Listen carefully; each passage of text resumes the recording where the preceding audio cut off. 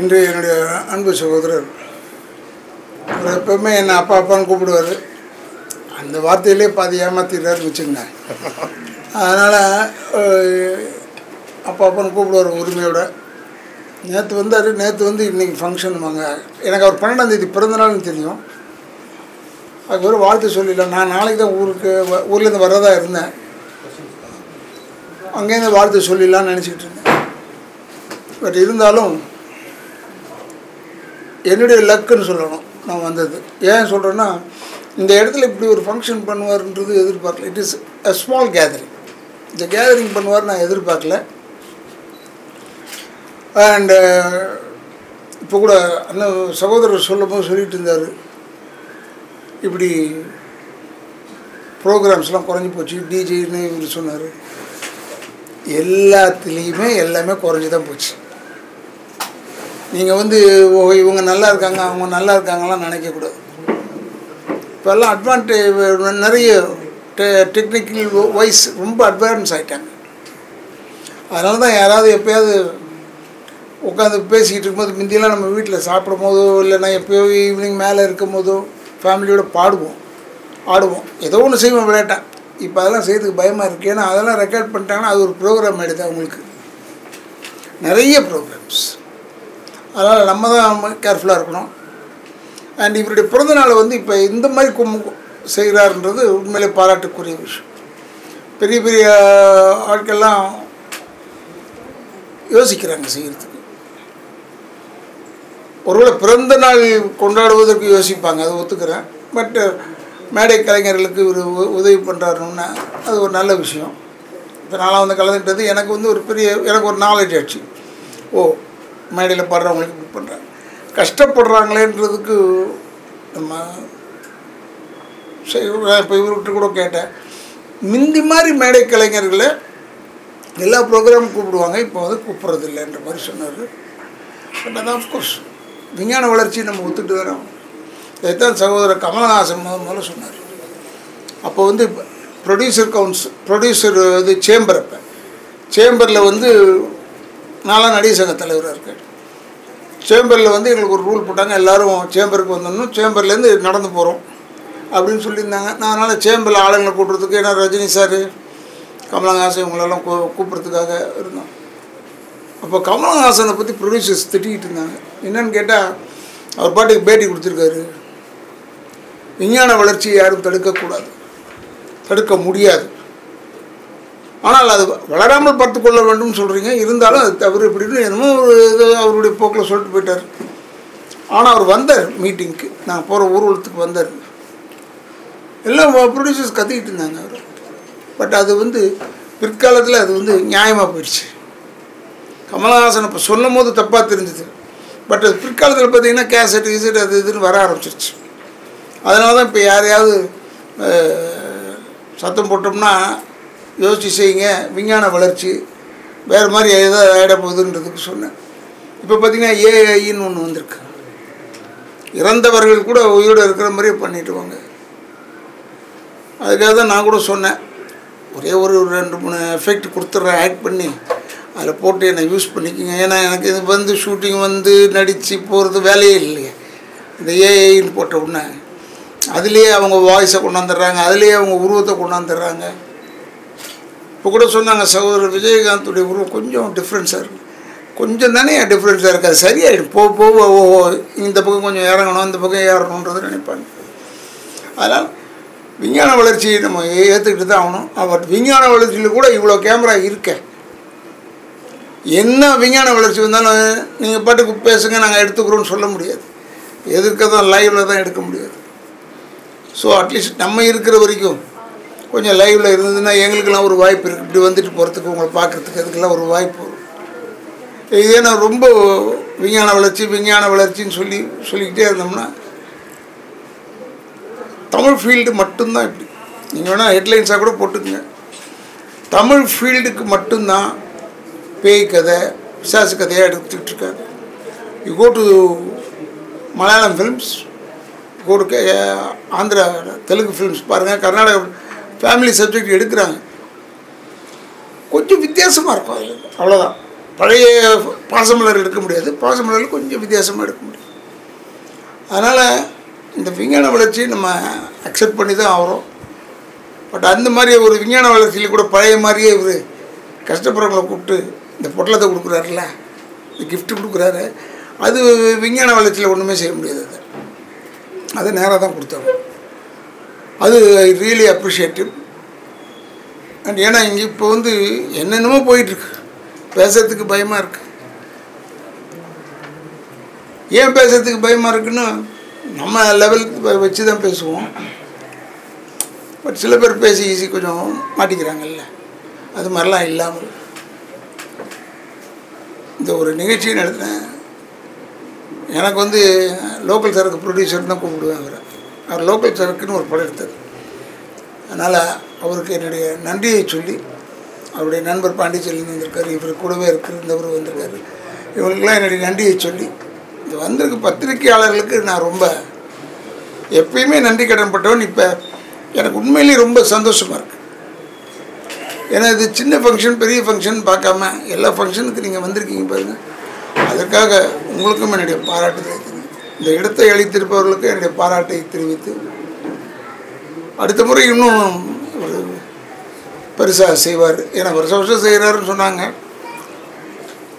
அவங்க பிறந்த நாளே ஏண்டா வந்ததுன்னு நினைக்கக்கூடாது, அந்தளவுக்கு ஆகிடக்கூடாது. அதனால் அதை பெருசாக செய்யட்டும், எல்லோரும் நாங்களாம் வந்து கலந்துக்கிட்டு பெருமைப்படுத்துவோம் என்று மட்டும் சொல்லி என்னுடைய பிறந்தநாள் வாழ்த்துக்களை தெரிவித்து விடைபெறுகிறேன். நன்றி. காலை வணக்கம். எல்லோருக்கும் காலை வணக்கம்.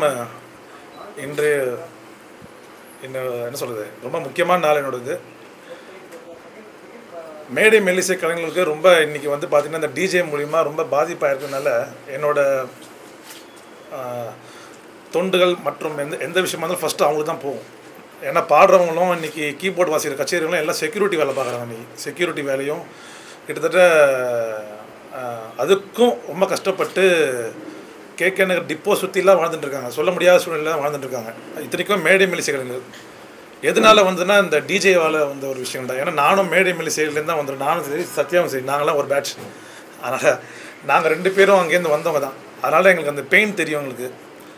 அதனால் அவங்களாம் பார்க்கும்போது ரொம்ப கஷ்டமாக இருந்ததுனால முதல்ல கொரோனா டைமில் ஆரம்பித்த ஒரு விஷயம் அது. கிட்டத்தட்ட 17 மாவட்டங்களுக்கு போனோம் எங்களோட தயாரிப்பு நிறுவனம். என்னோடய சகோதரியும் மற்றும் என் மனைவியும் தான் அதுக்கு முழு ரெஸ்பான்சிபிலிட்டி. அவங்க ஆரம்பித்தது தான் அந்த இது எல்லாமே. கிட்டத்தட்ட ஒரு 17,000 பேருக்கு நாங்கள் தாண்டியிருப்போம் ஃபண்ட்ஸ். அந்தளவுக்கு ஆரம்பித்தோம், அப்படியே வந்தது. இன்றைக்கி வந்து என்னோடய பிறந்தநாள் அதுமா கடைசி தோட்டா. ஏன்னா இப்போ அது போயிட்டு இருக்கனால அப்பா வந்து என்ன, நான் அப்பா தான் கூப்பிட்டு பழக்கம். நான் அங்கிளோ இல்லை அண்ணாவோ, நான் சினிமா இண்டஸ்ட்ரியில் உங்களுக்கு எல்லாருக்கும் தெரியும், அண்ணா தான் கூடுவாங்க. பட் நான் முதல்ல ஒருத்தரை நான் அப்பான்னு கூப்பிட்டது ஃபஸ்ட்டு அப்பா தான். அதனால் சென்டிமெண்ட்டாக இந்த வருடம் வந்து நான் அப்பா கூட டைம் ஸ்பெண்ட் பண்ண ஆசைப்பட்டேன். நான் நேற்றுக்கு அவர்கிட்டவே சொன்னேன், அப்பா நீ கண்டிப்பாக வரணும், நீங்கள் இருக்க பிஸி ஷெட்யூலில். பட் ஆனால் நேற்று தான் ஊர்லேருந்து வருது, பட் நாளைக்கு வர வேண்டியது.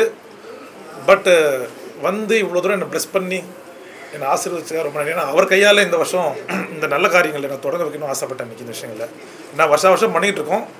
என்னோடய பிறந்தநாள்லேருந்து ஆரம்பித்து ஒரு 3 மாதம் நாங்கள் அந்த தொண்டு விஷயம்லாம் பண்ணிகிட்ருப்போம். கரெக்டாக செப்டம்பர் டு நவம்பர் பார்த்திங்கன்னா அடிக்கடி கிட்டத்தட்ட ஒரு 1000 பேர் நாங்கள் வந்து ஃபுல்லாக கவர் பண்ணுவோம். இதுதான் எங்கள் ஒர்க்கு, எங்களோட ட்ரஸ்ட்டோட கணக்கு.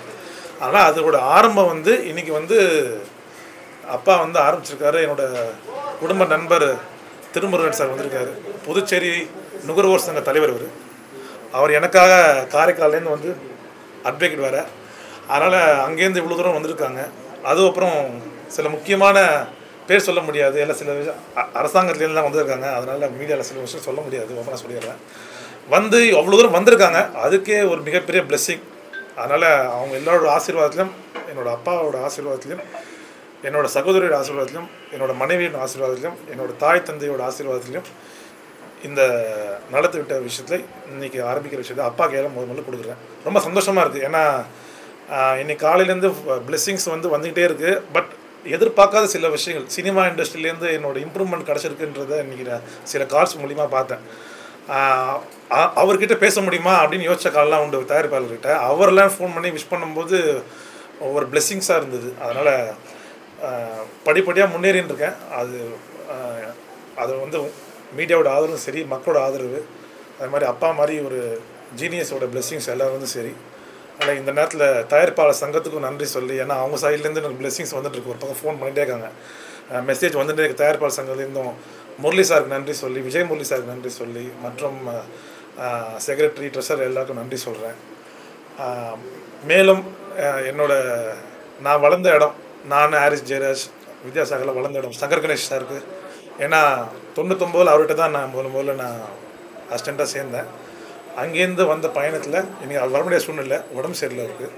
அதனால் அவரோட ஆசீர்வாதம், குருவோட ஆசீர்வாதம் ரொம்ப முக்கியம். மாதா பிதா குரு தெய்வம்னு சொல்லுவாங்க. அதனால் அவரோட ஆசீர்வாதத்தை சொல்லி இன்றைக்கி வந்திருக்காங்க. நல்ல இந்த மேடை கலைஞர் எல்லாமே நீங்கள் இது மூலியமாக நீங்கள் நிறைய பேர் சொல்லலாம். ஏன்னா மேடை கச்சேரிலாம் போச்சு இன்றைக்கி, ரொம்ப ஒன்றுமே இல்லை இன்றைக்கி.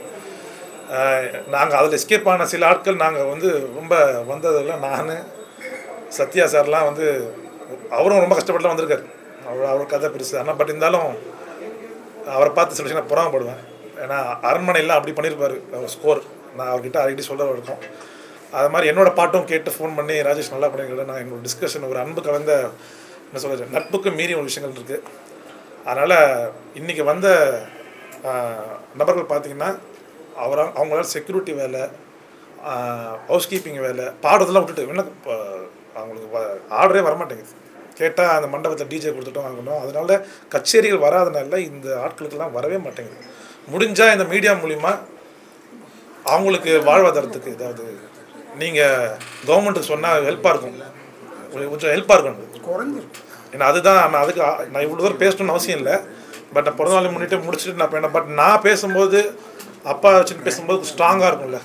அதனால் மேடை மெல்லிசை கலைஞர்களுக்கு ஏதாவது, ஏன்னா அவங்களுக்கு யூனியன் இன்னும் ஸ்டெபிலைசராகவே இல்லை. அது பட் அது முடிஞ்சால் அரசாங்கம் இந்த மாதிரி நலிந்த அவங்களெல்லாம் கூப்பிட்டு இதை பண்ண முடியுமா, இல்லை இதை பார்க்குற அவங்க யூனியன் சார்பாக யாராவது இருந்தாங்கன்னா தயவுசெய்து அவங்களுக்கு எதாவது உதவி பண்ணுங்கள். பார்க்குறதுக்கு எனக்கு ரொம்ப கஷ்டம். ஏன்னா நாங்கள் அங்கேருந்து வந்ததுனால கச்சேரிலேருந்து வந்து வாசிச்சு தான் நான் சினிமா மியூசிக் டேரக்டராக பண்ணிட்டுருக்கேன்.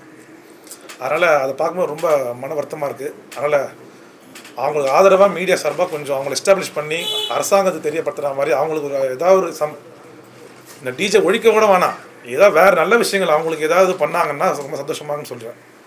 மற்றபடி பார்த்தோம். சரவணா, ராஜேஷ் எனக்கு ரொம்ப வருஷமாக ரொம்ப நல்லா தெரியும். ஆஸ் எ ஃப்ரெண்டாக இல்லாமல் நாங்கள் ஆக்சுவலாக ஒரு பிரதர்ஸ் மாதிரி தான் பழகுவோம். அவர் வாயை திறந்தாலே காட் பிளஸ் யூன்னு சொல்லுவார். ஸோ அந்த மாதிரி ஒரு அழகான ஒரு உண்மையான அன்பான ஒரு பர்சன். நாங்கள் ஜென்ரலாகவே ஏதாவது டிஸ்கஸ் பண்ணி பேசிப்போம். மியூசிக் இல்லாமல் அதர் தேன் மற்ற விஷயங்கள்லாம் பேசுவோம். அப்போ கூட அவர் மற்றவங்களுக்கு உதவி பண்ணுற விஷயத்தை மட்டும்தான் நிறையா பேசுவார். இப்போ அவர் இன்றைக்கி தான் அவர் தெரியப்படுத்துகிறாரு இந்த மாதிரி பண்ணுறதெல்லாம். ஆனால் தெரியாமல் எவ்வளோ இன்னும் நிறையா பண்ணிட்டு தான் இருக்கார். ஸோ அந்த மாதிரி அவரோட குரு பக்தியும் அவருடைய பெற்றோர்களோட இந்த பக்தி இதெல்லாம் தான் அவர் இந்த உயரத்துக்கு கொண்டு வருது. இன்னும் ஃபிலிமில் அவர் இன்னும் கூடிய விரைவில் மிகப்பெரிய லெவலில் கண்டிப்பாக வருவார். இப்போ ரீசெண்டாக ஒரு சாங்கு எனக்கு அமைச்சிருந்தார். ராதாரவி சாரோட வீடியோ ஒன்று, லிரிக்கல் வீடியோ ஒன்று பார்த்தேன். ரொம்ப எக்ஸலண்ட்டாக இருந்துச்சு. கண்டிப்பாக அந்த சாங் வைரல் ஆகணும். ரொம்ப நல்ல பாட்டு. எல்லோரும் கண்டிப்பாக அந்த பாட்டை கேளுங்க. என்னுடைய மனமார்ந்த வாழ்த்துக்கள் ராஜேஷ்.